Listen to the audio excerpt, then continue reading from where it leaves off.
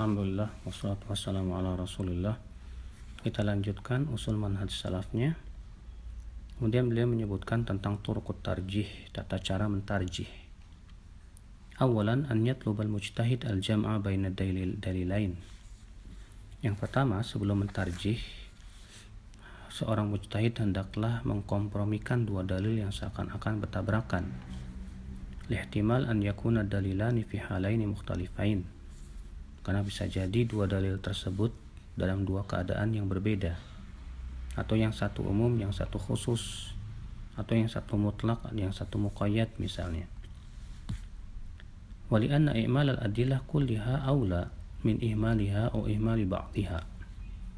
Karena mengkompromikan dua dalil itu artinya mengamalkan semua dalil, dan itu tentu lebih utama daripada mentarjih yang hakikatnya mengambil satu dalil dan membuang dalil yang lain.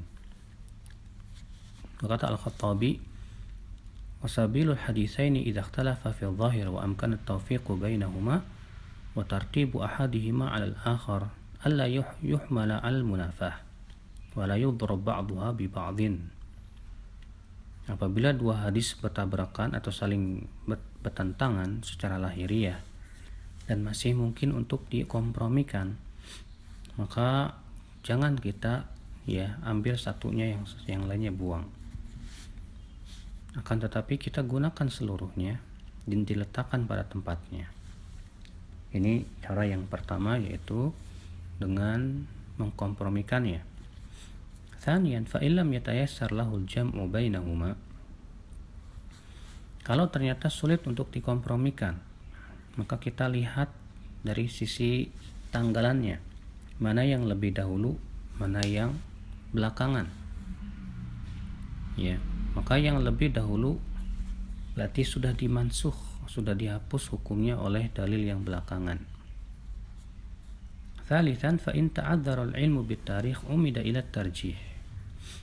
Kalau ternyata tidak bisa juga melihat dari sisi tanggalannya, maka baru kita mentarjih, melihat mana yang paling kuat.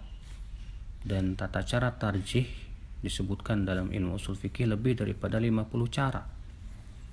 Di antaranya dengan kita melihat apakah yang satu hadisnya sahih apa hadisnya dhaif. Kalau dua-duanya sahih, kita lihat tentu kita lebih unggulkan riwayat Bukhari dan Muslim daripada riwayat yang lainnya. Dan cara-cara tarjih yang lainnya. Kalau ternyata itu pun juga sulit untuk ditarjih, maka para ulama berbeda pendapat bagaimana mengkondisikannya.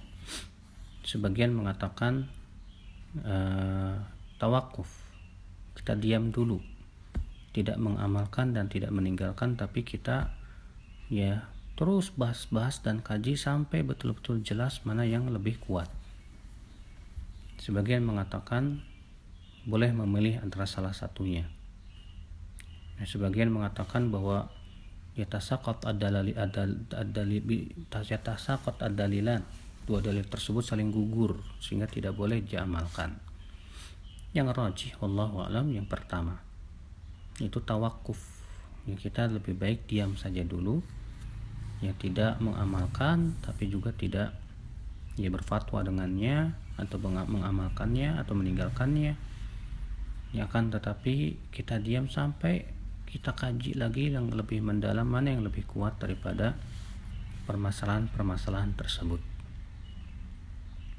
Karena di dalam Al-Quran, dalam hadis, terkadang ada kita temukan ayat-ayat atau hadis-hadis yang seakan-akan secara lahiriah saling bertabrakan. Contoh misalnya, Allah menyebutkan wal arda ba'da dzalika dahaha. Dan bumi setelah itu Allah hamparkan. Seakan-akan ayat ini menunjukkan bahwa penciptaan bumi setelah langit. Sementara dalam surat Al-Baqarah mengatakan tsumma stawa ilas sama. Kemudian setelah Allah menciptakan bumi, kemudian Allah menuju langit dan menciptakannya. Kata para ulama itu tidak bertabrakan. Yang mengkompromikannya adalah bahwa Allah menciptakan bumi dulu, lalu Allah menyempurnakan langit, baru kemudian setelah itu Allah menghamparkan bumi dan menumbuhkan tanaman-tanaman di dalamnya.